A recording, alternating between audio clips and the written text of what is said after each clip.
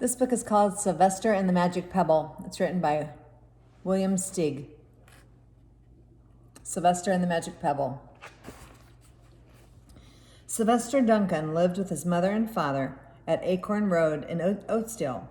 One of his hobbies was collecting pebbles of unusual shape and color.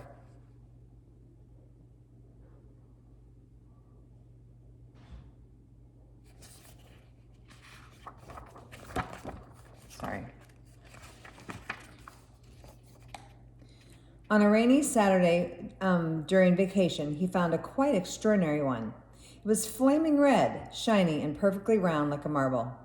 As he was studying this remarkable pebble, he began to shiver, probably from excitement. And the rain felt cold on his back. "I wish it would stop raining," he said. And to his great surprise, the rain stopped. It didn't stop gradually, as rain usually does. It ceased. The rain vanished on the way down, and the clouds disappeared. Everything was dry, and the sun was shining as if the rain had never existed.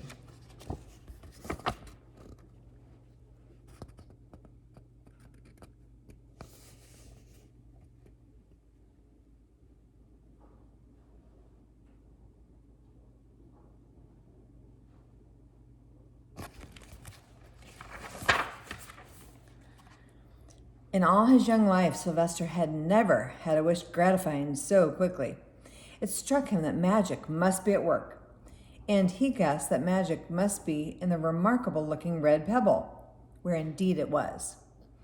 To make a test, he put the pebble on the ground and said, "I wish it would rain again." Nothing happened. But when he said the same thing holding the pebble in his hoof, the sky turned black, and there was lightning and a clap of thunder, and the rain came shooting down.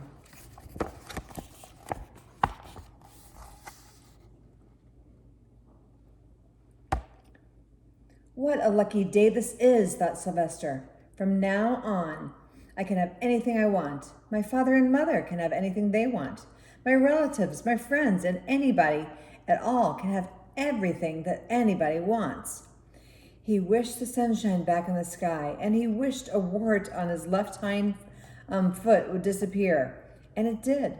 And he started home, eager to amaze his father and his mother with his magic pebble.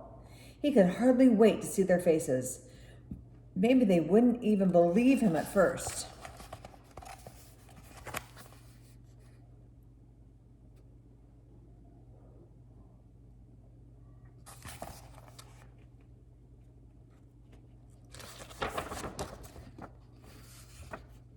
As he was crossing Strawberry Hill, thinking of some of the many, many things that he could wish for, he was startled to see a mean, hungry lion looking right at him from behind some tall grass. He was frightened. If he hadn't been so frightened, he could have made the lion disappear, or he could have wished himself safe at home with his mother and his father.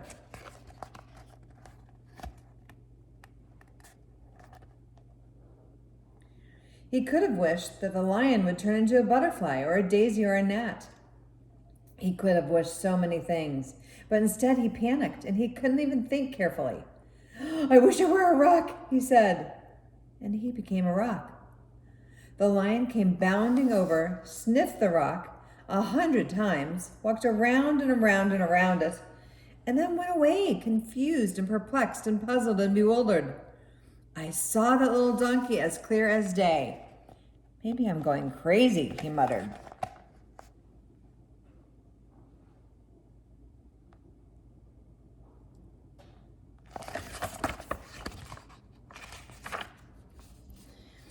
And there was Sylvester, a rock on Strawberry Hill, with a magic pebble lying right beside him on the ground, and he was unable to pick it up.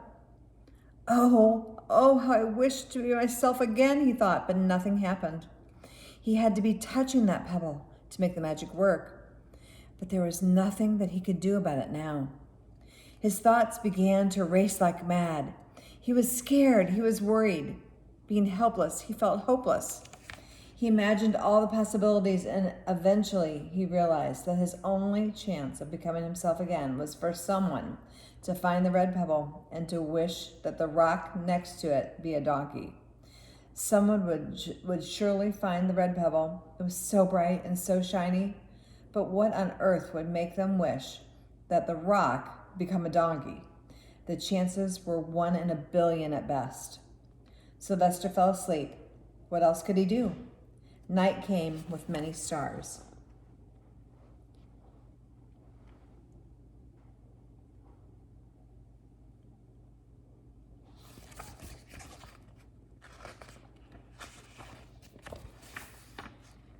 Meanwhile, back home, Mr. and Mrs. Duncan paced the floor. They were frantic with worry.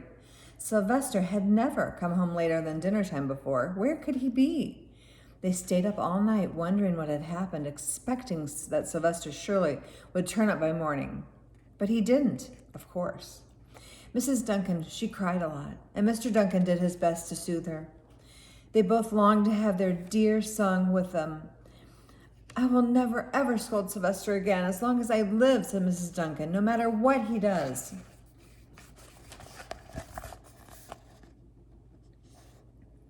At dawn, they went about inquiring to all of the neighbors.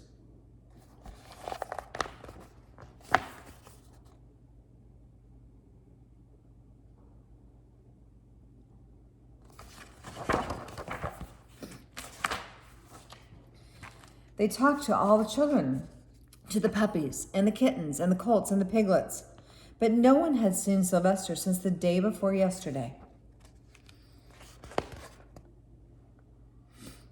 Then they went to the police, and the police could not find their child.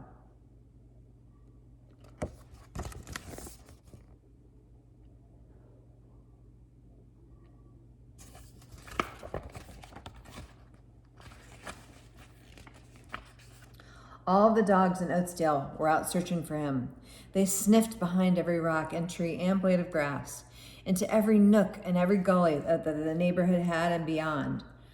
But none found a scent of him. They sniffed the rock on Strawberry Hill, but it smelled like a rock. It didn't smell like Sylvester.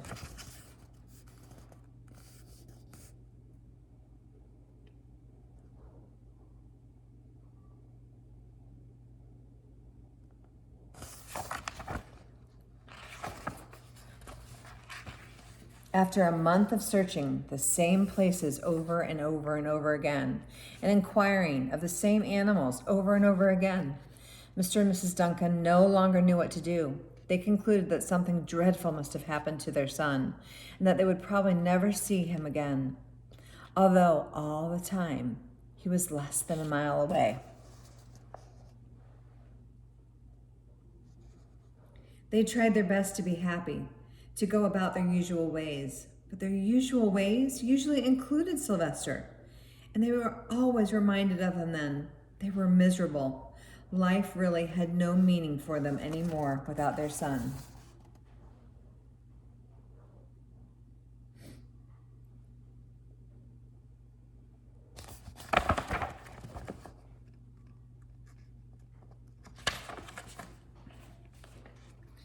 Night followed day, and day followed night, over and over again.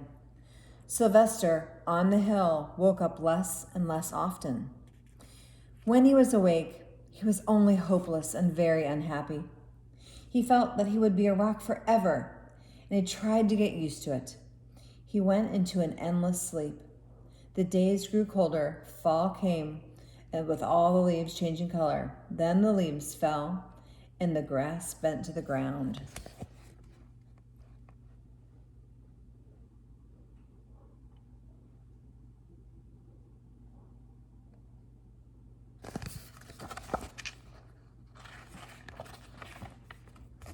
Then it was winter. The winds blew this way and that. It snowed. Mostly the animals stayed indoors, living on the food that they had stored up for the winter. One day a wolf sat on the rock that was Sylvester and howled and howled and howled because he was hungry.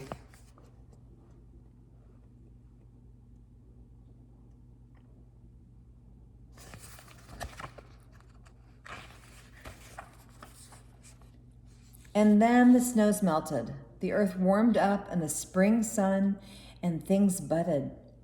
Leaves were again on the trees, and flowers showed their young faces.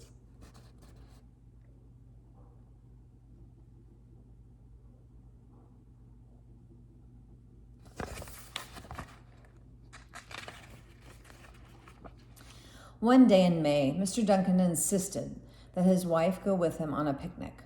"Let's cheer up," he said. "Let us try to live again and be happy, even though Sylvester, our angel, is no longer with us." They went to Strawberry Hill.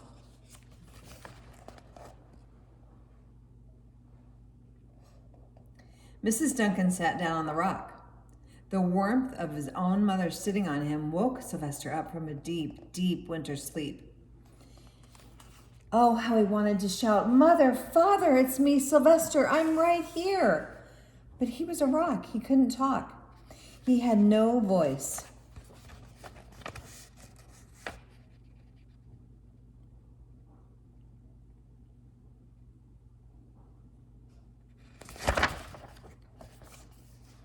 Mr. Duncan walked aimlessly about while Mrs. Duncan set out the picnic food on the rock. Alfalfa sandwiches, pickled oats, sassafras salad, timothy compote, and suddenly Mr. Duncan saw the red pebble. "Oh, what a fantastic pebble!" he exclaimed. "Goodness, Sylvester would have loved this pebble for his collection." And he put the pebble up on the rock.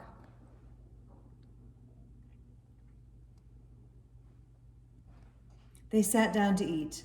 Sylvester was now as wide awake as a donkey that a rock could possibly be. Mrs. Duncan felt some mysterious excitement. "You know, Father," she said suddenly, "I have the strangest feeling that our dear Sylvester is still alive and not very far away." I am, Sylvester wanted to shout, but he couldn't. If only he had realized that the pebble resting on his back was the magic pebble itself.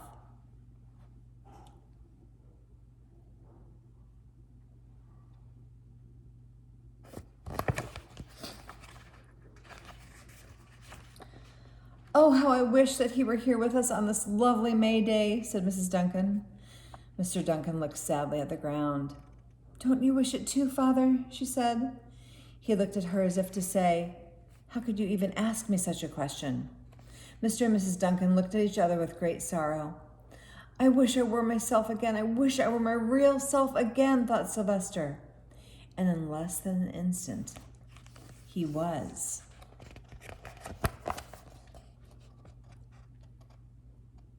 You can imagine the scene that followed.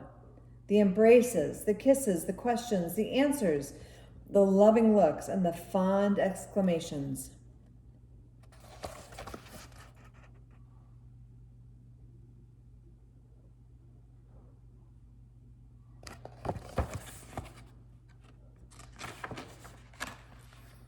When they had eventually calmed down for a bit and had gotten home, Mr. Duncan put the magic pebble in an iron safe.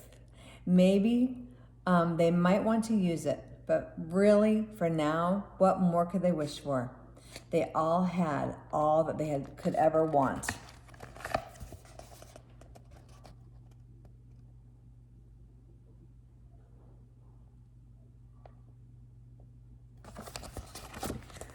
All right, friends, this week you're going to do a writing activity. We're going to write narrative stories based on this story. So I hope you listen carefully. If you need to listen to it again, please, by all means, do.